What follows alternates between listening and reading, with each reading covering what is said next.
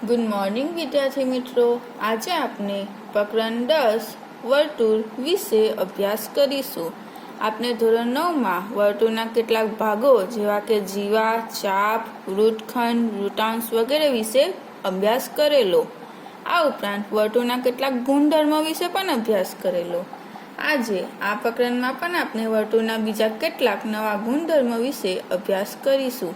તો ચાલો શરૂ કરીએ પ્રકરણ 10 વર્તુળ. તો વિદ્યાર્થી મિત્રો, આપણે એક વર્તુળ લઈ લીધો. અહીં તમે જોઈ શકો છો કે એક બિંદુ O આપેલું છે. વિદ્યાર્થી મિત્રો, આ વર્તુળ આપણે લઈ લીધું. વર્તુળનું કેન્દ્ર O છે. હવે વર્તુળના કેન્દ્રથી કોઈ એક નિશ્ચિત ધન અંતરે, ધારો કે મેં એક આ બીજું બિંદુ વર્તુળ પર કોઈ એક બિંદુ A લઈ લીધું. વર્તુળના કેન્દ્રથી આનું અંતર મેં 5 એકમ લઈ લીધું. હવે એકમ કોઈ પણ હોય, સેન્ટીમીટર હોય, મિલીમીટર હોય, કોઈ પણ હોઈ શકે. આ વર્તુળના એક કેન્દ્ર નિશ્ચિત બિંદુ O થી વર્તુળ પર મેં એક બિંદુ લઈ લીધું A. તેનું અંતર 5 એકમ છે. હવે આ બિંદુ O થી હું વર્તુળના બીજા કોઈ પણ કેન્દ્ર પર, ગમે તે કેન્દ્ર પર વર્તુળના એક નિશ્ચિત બિંદુ O થી નિશ્ચિત અંતર 5 એકમ અંતરે કોઈ પણ બિંદુ લઉં. આ કોઈ પણ બિંદુ લઉં, એ બધાનું અંતર 5 તો હશે જ. અંતરમાં કોઈ પણ નામે કોઈ પણ બિંદુ લીધું, બધાનું અંતર સરખું જ રહેશે અને સરખું જ હશે. એટલે કે વર્તુળના કેન્દ્ર O થી વર્તુળના સમાન ધન અંતરે વર્તુળ ઉપર એક A બિંદુ લઈ લીધું.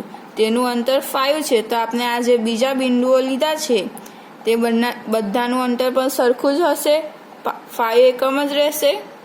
હવે વિદ્યાર્થી મિત્રો, વર્તુળ એ ભૂમિતિનો ભાગ છે.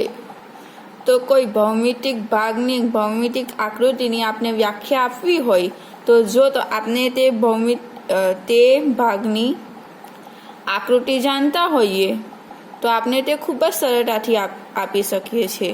તો આ આકૃતિ પરથી આપણે હવે વર્તુળની વ્યાખ્યા લખીશું. તે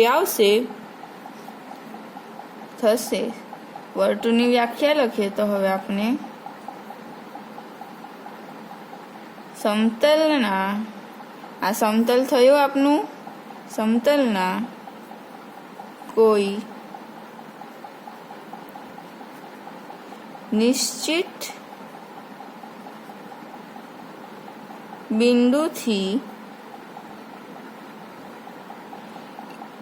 સમાન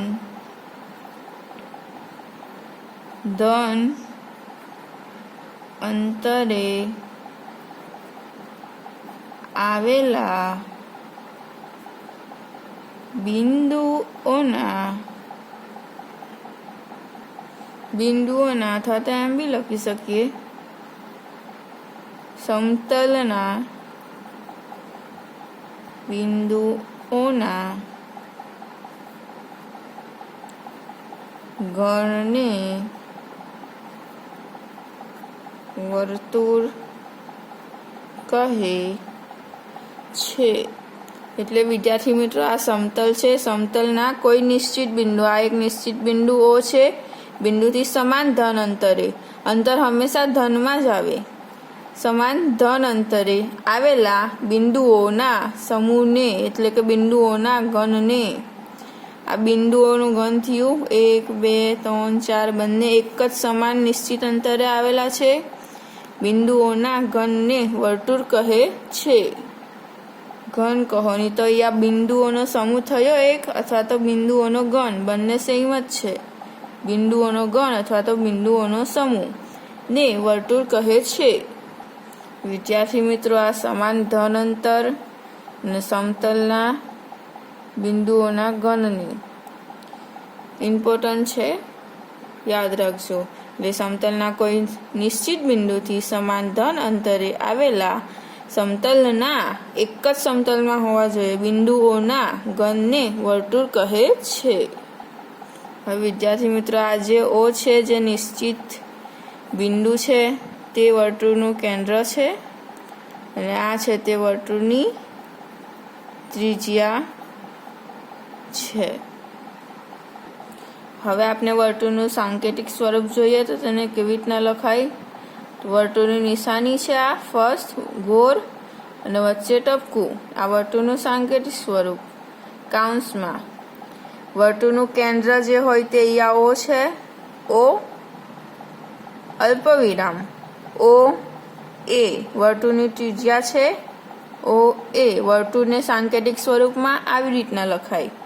હવે એક ઉદાહરણ લઈએ આપણે કે ધારો કે તમને આ રીતે આપેલું છે વર્તુળ P10. આનો મતલબ એમ થશે વિદ્યાર્થી મિત્રો કે વર્તુળનું કેન્દ્ર P છે અને તેની ત્રિજ્યા અહીંયા આપણે 5 એકમ લીધી છે, તેની ત્રિજ્યા 10 છે. તેમ થાય વિદ્યાર્થી મિત્રો. એટલે વર્તુળ P કેન્દ્રિત વર્તુળની ત્રિજ્યા 10 છે. હવે 10 કંઈ પણ હોઈ શકે, સેન્ટીમીટર હોઈ શકે, મિલીમીટર હોઈ શકે, કોઈ પણ હોઈ શકે. હવે વિદ્યાર્થી મિત્રો, આપણે અહીં એક શબ્દ મળે છે ત્રિજ્યા.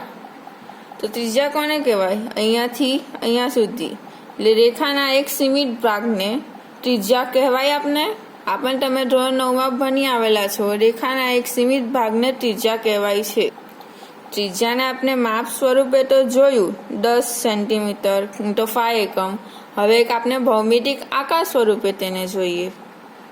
આમ તમે જોવા જાઓ વિદ્યાર્થી મિત્રો તો ત્રિજ્યા એક રેખાખંડ છે કહેવાય છે. એટલે અહીંથી શરૂ કરો અને અહીંયા પૂરું કરો એટલે પૂરું થયું. એટલે કે રેખાના સીમિત ભાગને ત્રિજ્યા કહેવાય છે.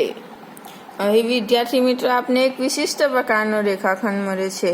પ્રત્યેક રેખાખંડના 2 અંત્ય બિંદુઓ હોય. યાદ કરો વિદ્યાર્થી મિત્રો, ધોરણ 9 ચેપ્ટર નંબર 6 તેમાંથી એક અંત્ય બિંદુ વર્તુળનું કેન્દ્ર છે અને બીજું અંત્ય બિંદુ વર્તુળ પર છે.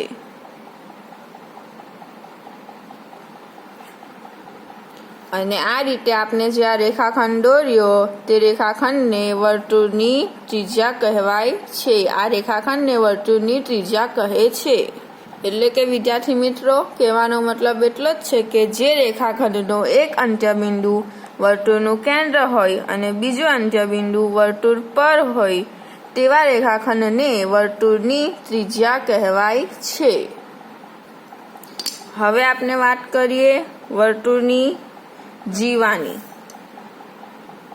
એટલે કે જે રેખાખંડના બંને અંત્ય બિંદુ ધારો કે A અને B બંને અંત્ય બિંદુ વર્તુળ પર હોય. જે રેખાખંડના બંને અંત્ય બિંદુ વર્તુળ પર હોય તો આવા રેખાખંડને વર્તુળની જીવા કહે છે. અને જે જીવા વર્તુળના કેન્દ્રમાંથી જે જીવા વર્તુળના કેન્દ્રમાંથી પસાર થાય તે જીવાને વર્તુળનો વ્યાસ કહે છે. આ થઈ ત્રિજ્યા. જીવાને જે જીવા વર્તુળના કેન્દ્રમાંથી પસાર થાય તે જીવાને વર્તુળનો વ્યાસ કહે છે. અને વર્તુળની સૌથી મોટી જીવા તે વર્તુળનો વ્યાસ છે. વિદ્યાર્થી મિત્રો, તમે જોઈ શકો આ વર્તુળની સૌથી મોટી જીવા એ વર્તુળનો વ્યાસ છે. હવે તમે ઉપર દોરો.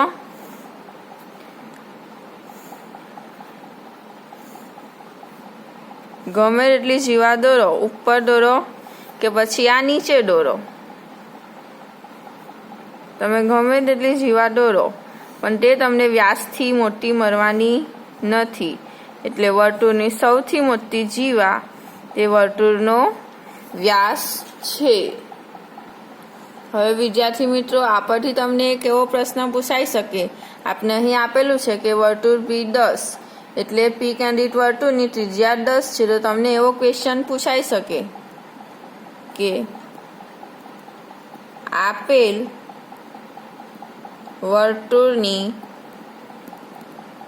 સૌથી મોટી જીવાનું માપ જણાવો. ધારો કે આપણે આ વર્તુળ આપેલું જ છે, આપણે આ જ વર્તુળ લઈ લઈએ. વર્તુળ P10 સૌથી મોટી જીવાનું માપ જણાવો. તો વિદ્યાર્થી મિત્રો તમને ખબર હોવી જોઈએ કે વર્તુળની સૌથી મોટી જીવા એ વર્તુળનો વ્યાસ થાય. ત્રિજ્યા આપેલી છે 10. હવે આપણે એ જાણીએ કે વ્યાસ = 2 ગુણ્યા ત્રિજ્યા 2 ગુણ્યા 10 એટલે 20.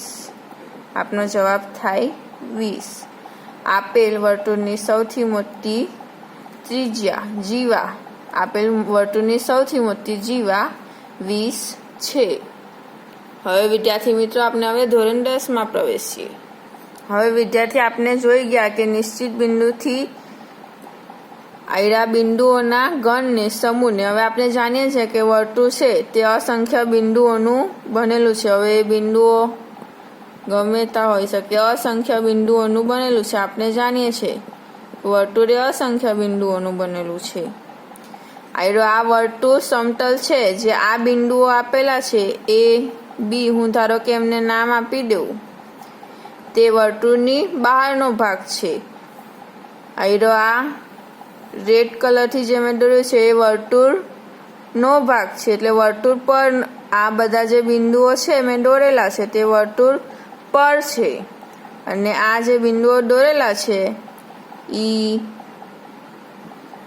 F, G, H વર્તુળની અંદરના ભાગમાં છે. એટલે વર્તુળના 3 ભાગ પડે છે કે ફર્સ્ટ વર્તુળની બહારનો ભાગ, વર્તુળની અંદરનો ભાગ અને થર્ડ આ વર્તુળ પરનો ભાગ. એટલે કે વર્તુળ સમતલના બિંદુગણનું 3 ભાગોમાં વિભાજિત કરે છે. ફર્સ્ટ છે વર્તુળની બહારનો ભાગ, બીજો છે વર્તુળ પરનો ભાગ અને ત્રીજો છે વર્તુળની અંદરનો ભાગ. હવે વિદ્યાર્થી મિત્રો આપણે જે અગત્યનો મુદ્દો જોવાનો છે તેની વાત કરીએ. કોઈ એક વર્તુળનો છેદગણ આપણે એને કહીશું રેખા અને વર્તુળ. ચલો વિદ્યાર્થી મિત્રો હવે આપણે રેખા અને વર્તુળ વિશે વાત કરીએ. તો કોઈ એક રેખા અને વર્તુળનો છેદગણ એટલે કે કોઈ રેખા આપેલી છે અને વર્તુળ આપેલું છે.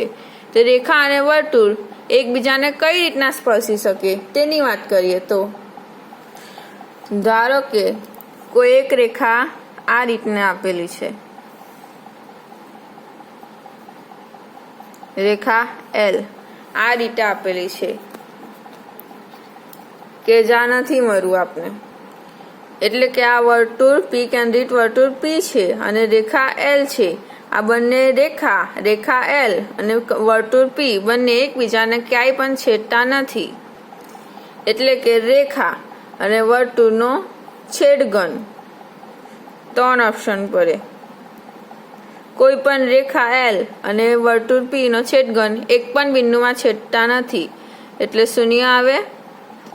0 રેખા L અને P એક પણ બિંદુમાં છેદતા નથી. પણ ક્યારેક એવું બને કોઈ બીજી રેખા, ધારો કે આપણે કોઈ બીજી રેખા આપી છે M, બીજી કોઈ એક રેખા M લીધી કે જે અડીને વહી જાય, એક જ બિંદુમાં સ્પર્શે, એક જ બિંદુમાં સ્પર્શીને જતી રહી. એટલે કે આ રેખા M છે તે વર્તુળ P ને માત્ર એક જ બિંદુમાં છેદે છે. એટલે કે આ વર્તુળ અને આ રેખા M વચ્ચેના સ્પર્શ બિંદુની એટલે બિંદુ એક જ બિંદુમાં છેદે છે. એટલે વર્તુળના છેદગણની સંખ્યા કેટલી આવી? 1. એટલે કે જે રેખા વિદ્યાર્થી મિત્રો જે રેખા વર્તુળને માત્ર એક અને એક જ બિંદુમાં છેદે તેવી રેખાને વિદ્યાર્થી મિત્રો વર્તુળનો સ્પર્શક કહે છે। આ પરથી વ્યાખ્યા બને વિદ્યાર્થી મિત્રો કે કોઈ એક રેખા આપેલ વર્તુળને એક અને માત્ર એક જ બિંદુમાં છેડે તે રેખાને વર્તુળનો સ્પર્શક કહે છે। એટલે કે વિદ્યાર્થી મિત્રો વ્યાખ્યા એવી બનશે કે જે રેખા વર્તુળને એક અને માત્ર એક જ બિંદુમાં છેદે તેવી રેખાને વર્તુળનો સ્પર્શક કહે છે। હવે વિદ્યાર્થી મિત્રો ત્રીજો વિકલ્પ કે જે વર્તુળને બે ભાગમાં વહેંચી કાઢે, વર્તુળની અંદર જઈને વર્તુળના બે ટુકડા કરી નાખે, વર્તુળને અંદર જઈને મળે, વર્તુળને બે બિંદુમાં છેદે છે। એક બાજુ આ બિંદુને એ નામ આપી દઈએ, આ બિંદુને બી નામ આપી દઈએ, વર્તુળને બે બિંદુમાં છેદે છે। એટલે કે વિદ્યાર્થી મિત્રો કોઈ એક રેખા જેને આપણે એન નામ આપી દઈએ, કોઈ એક રેખા એન કે જે વર્તુળને બે બિંદુમાં છેદે છે એ અને બી, એટલે રેખા અને વર્તુળનો છેદગણની સંખ્યા 2 થઈ, બે બિંદુમાં છેદે છે। તો વિદ્યાર્થી મિત્રો આવી જે રેખા થઈ તેને વર્તુળની છેદિકા કહે છે। એટલે વિદ્યાર્થી મિત્રો રેખા અને વર્તુળને આપણે જોઈએ તો 3 જ વિકલ્પ થઈ શકે। ફર્સ્ટ તો કે રેખા અને વર્તુળ વચ્ચેનો છેદગણ શૂન્ય હોય કે એક પણ બિંદુમાં ના છેડતા હોય। રેખા વિદ્યાર્થી મિત્રો આપણે જાણીએ કે તે સીધી જ જાય, ક્યારે પણ ટર્ન લઈને કે વળાંક રીતે જાય નહીં, રેખા હંમેશા સીધી જ જાય। એટલે ફર્સ્ટ વિકલ્પ કે રેખા અને વર્તુળ વચ્ચેનો છેદગણ શૂન્ય મળે। સેકન્ડ વિકલ્પ રેખા અને વર્તુળ વચ્ચેનો છેદગણ 1 મળે, એટલે એક જ બિંદુએ સ્પર્શે તેને વર્તુળનો સ્પર્શક કહેવાય છે। એક અને માત્ર એક જ બિંદુમાં સ્પર્શે તેને વર્તુળનો સ્પર્શક કહેવાય છે। અને થર્ડ વિકલ્પ રેખા એન એટલે એ આપણે જે એન લીધી છે તે અને વર્તુળ એ બંને એટલે કે વર્તુળના બે ભાગલા કરી નાખે, રેખા એન એ વર્તુળ પી ને એ અને બી બે બિંદુમાં છેદે છે તો તે રેખાને તે વર્તુળની છેદિકા કહેવાય છે। તો વિદ્યાર્થી મિત્રો તમને આના પરથી એવા સવાલ પૂછાઈ શકે કે કોઈ બી રેખા છે તે વર્તુળને વધુમાં વધુ કેટલા બિંદુમાં છેદી શકે છે? તો કોઈ બી એક રેખા હંમેશા સીધી જ જાય, એટલે કોઈ બી એક રેખા દોરીએ, આમ દોરીએ, ઊભી દોરીએ કે આડી દોરીએ, આપણે ગમે તે રીતના દોરીએ। તમે રેખા આમ દોરો, ઊભી દોરો, આડી દોરો, ગમે તે રીતે દોરો, કોઈ બી રેખા દોરો, એ રેખાના અંત્ય બિંદુઓ તો છેલ્લે 2 જ આવવાના છે।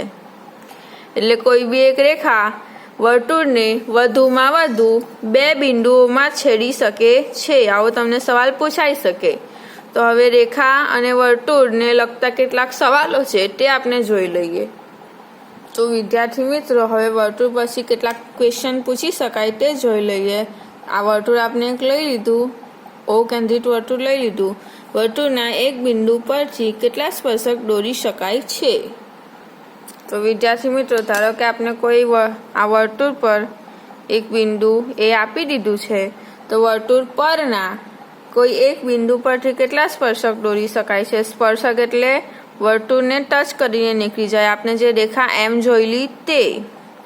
તો વર્તુળ પર કોઈ એક બિંદુ આપેલું છે, આપણે આ રીતના દોરીએ તો આ રેખા થઈ એમ, એટલે વર્તુળ પર કોઈ એક બિંદુ એ આપેલું છે તેને સ્પર્શતી એક જ રેખા દોરી, એટલે કે કોઈ એક બિંદુ એ આપેલું છે તેના પરથી કોઈ એક જ રેખા દોરી શકાય છે। એટલે વર્તુળ અને આ બિંદુ તેમાંથી ફક્ત સ્પર્શક કેટલા હોય? તે એક જ હોય, એટલે અહીંયા જવાબ આવશે। એટલે વધુમાં વધુ આપણે આ એ બિંદુ પરથી એક જ સ્પર્શક દોરી શકીએ છીએ, એટલે આ બિંદુ પરથી જવાબ આવશે વર્તુળ પરના એક બિંદુ પરથી કેટલા સ્પર્શક દોરી શકાય છે? એટલે વર્તુળ પરના કોઈ એક બિંદુ પરથી માત્ર ને માત્ર એક જ સ્પર્શક દોરી શકાય છે। માત્ર ને માત્ર એક જ.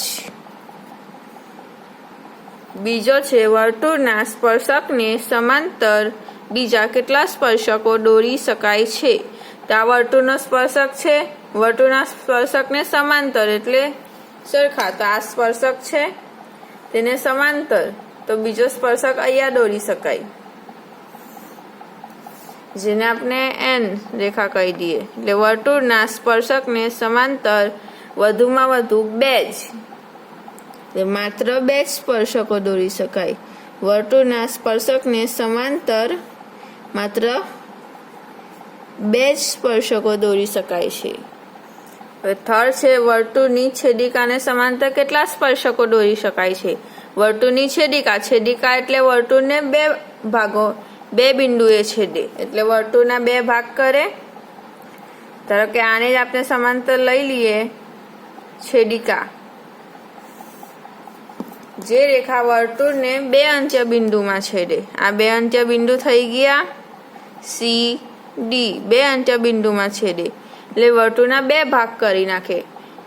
તે રેખાને વર્તુળની છેદિકા કહેવાય. તો આ છેદિકાને સમાંતર આપણે દોરવા જઈએ તો આ 1 અને 2 એટલે વર્તુળની છેદિકાને સમાંતર કેટલા સ્પર્શકો દોરી શકાય છે. તો આ સ્પર્શકો થયા, સ્પર્શકો એટલે કે જે એક જ બિંદુમાં છેદતા હોય.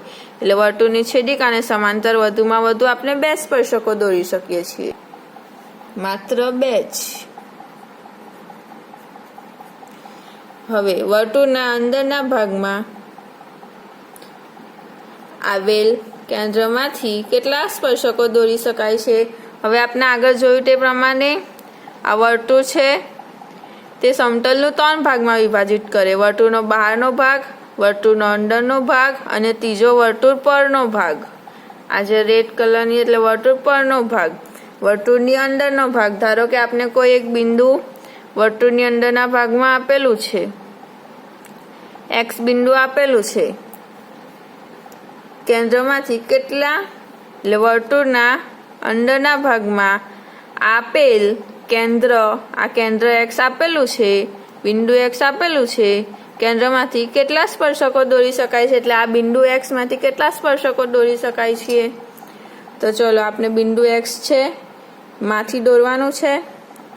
એટલે આ બિંદુ એક્સ દોર્યું, એમાંથી આપણે એક દોરી આ રેખા. તો જો તો આ રેખા દોરી તો એ બિંદુને તો બે બિંદુમાં છેડે છે.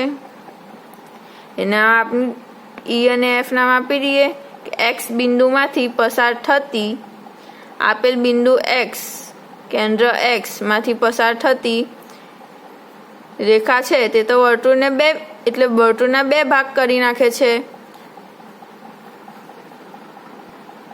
એટલે કે આ એક્સ માંથી એક્સ કેન્દ્ર વર્તુળના અંદરના ભાગમાં કોઈ એક કેન્દ્ર એક્સ આપેલું છે, જેમાંથી પસાર થતી આપણે એક રેખા દોરી કે જે વર્તુળને બે ભાગમાં છેદે છે, બે બિંદુએ છેદે છે, જેને આપણે ઈ અને એફ નામ આપ્યું. એટલે કે વર્તુળના અંદરના ભાગમાં આપેલ કોઈ એક બિંદુમાંથી આપણે વર્તુળનો સ્પર્શક દોરી શકતા નથી. એટલે આપનો અહીંયા જવાબ આવશે કોઈ સ્પર્શક દોરી શકાય નહીં. કોઈ સ્પર્શક શક્ય નથી, કારણ કે તે તો છેદિકા બની જાય છે, બે અંત્ય બિંદુમાં છેદે છે, છેદિકા બની જાય છે. એટલે કોઈ સ્પર્શક શક્ય નથી. 5th છે વર્તુળ પર આપેલા બિંદુમાંથી કેટલા સ્પર્શકો દોરી શકાય છે. હવે વર્તુળની અંદરના ભાગમાં આપણે એક્સ બિંદુ આપેલું હતું. હવે આપણે ધારી લઈએ કે વર્તુળ પર આપણે કોઈ વાય બિંદુ આપેલું છે, તો કેટલા સ્પર્શકો દોરી શકાય છે. તો વાય બિંદુ આપેલું છે તેને આપણે અડીને એક સ્પર્શક દોરીએ. સ્પર્શક એટલે વર્તુળને માત્ર એક અને એક જ બિંદુમાં છેદે. તો આ એક આપણે સ્પર્શક દોર્યો કે જે વર્તુળને માત્ર એક અને એક જ બિંદુમાં છેદે છે. તો વર્તુળ પર આ વર્તુળ છે એના પર એક વાય બિંદુ આપેલું છે. વર્તુળ પર આપેલા બિંદુમાંથી કેટલા સ્પર્શકો દોરી શકાય છે. તો વર્તુળ પર આપેલા બિંદુમાંથી માત્ર ને માત્ર એક જ સ્પર્શક દોરી શકાય છે. એક જ સ્પર્શક દોરી શકાય છે। હવે થર્ડ વિકલ્પ જોઈએ કે આપણે વર્તુળની બહારના ભાગમાં કોઈ એક બિંદુ આપેલું છે। ધારો કે અહીંયા કોઈ બિંદુ આપેલું છે Z, વર્તુળની બહારના ભાગમાં બિંદુ આપેલું, તો આ બિંદુ પરથી કેટલા સ્પર્શકો દોરી શકાય છે વર્તુળ પર? તો Z ને પકડીએ આપણે, આ એક લીધું, Z ના બિંદુમાંથી પસાર થઈને વર્તુળની બહારના ભાગમાં આપણે વધુમાં વધુ આ રીતના 2 સ્પર્શકો દોરી શકીએ છીએ।